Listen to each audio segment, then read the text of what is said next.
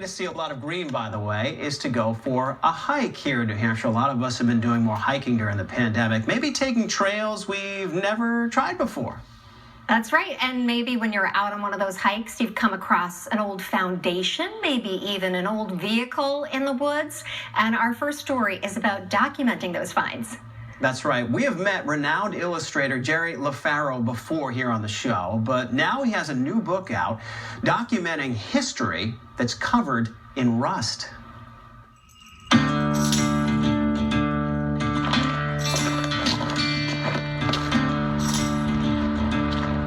We begin on a scavenger hunt in the woods of Henniker.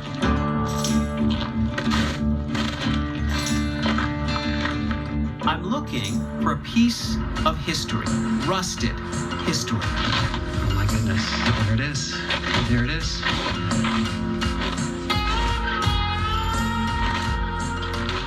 It's an antique car full of bullet holes and leaves, and no doubt a story.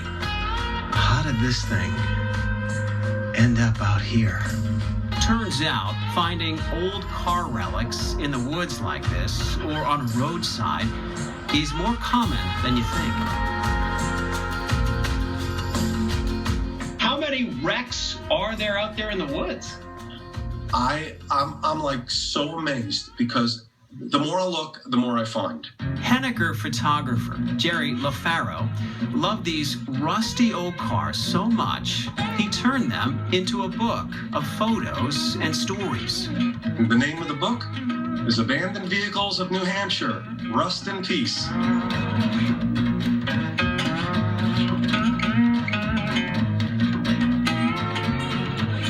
It's a lot of fun. I mean, first of all, they don't move. They're the perfect subject. Some have trees growing out of them, or they're covered in brambles, and you know, the headlights look like eye sockets, and the grills, especially the older cars, they look like giant teeth. You may recognize Jerry from his other artistic pursuits. He's known for being the official photographer at Tupelo Music Hall in Derry. And for decades, he's produced illustrations for everything from book covers to albums, and yes, even Celestial Seasonings tea boxes.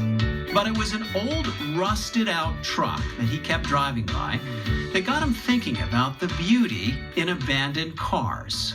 Finally, one day, I stopped, and the lighting was beautiful, and I started taking pictures, and I felt like I felt like something special was happening.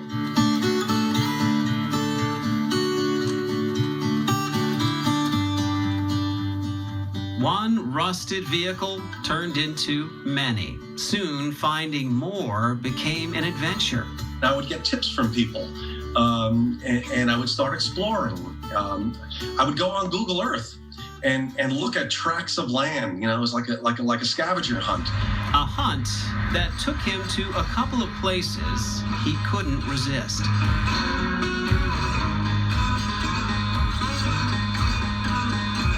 My father always called it his vintage car sanctuary, where they could live out their days. Ron Lane runs Lane's Garage on 106 in Loudon. He grew up around these old cars and eventually inherited his dad's collection of vintage relics. How did you wind up with 150 cars? Well, so it used to be 600. Those dozens of rusty classics at Lane's date back to the 1930s. Junk to some, for sure, but to others, there's an irresistible charm. We have a lot of photographers that come here. I mean, we've had photographers here from France, from Germany, Canada, I mean, all over Australia. Some people bring like a picnic lunch and they go out there and they walk around and they just look at the old cars because, you know, that's nostalgia. It's Americana. Jerry LaFaro loved it here and took so many photos, he dedicated a whole chapter to Lane's.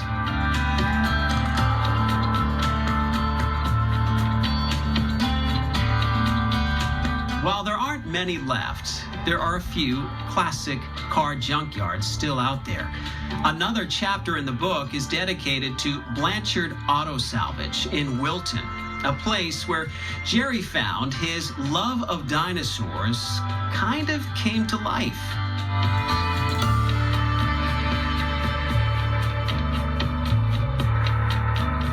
You know, the first time I went to Blanchard's, you know, and I'm wandering through what felt like jungle, and you know, and then there's a dinosaur over there, and there's another one over here. You know, that's the way it looked to me, and I'm like, this is Jurassic Park.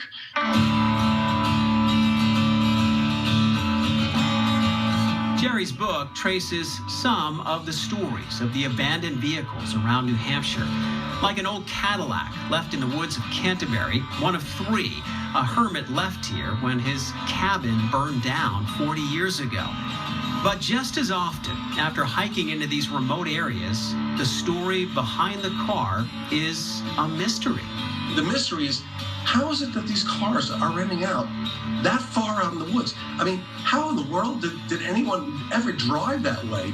This is where fact and fiction can get a little rusty, shall we say. Like this 1950s Bel Air Jerry photographed deep in the woods of Wolfboro.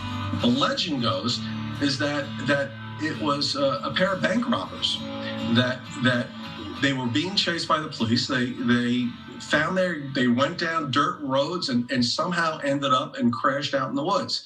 So is it a legend or a true story? I don't know.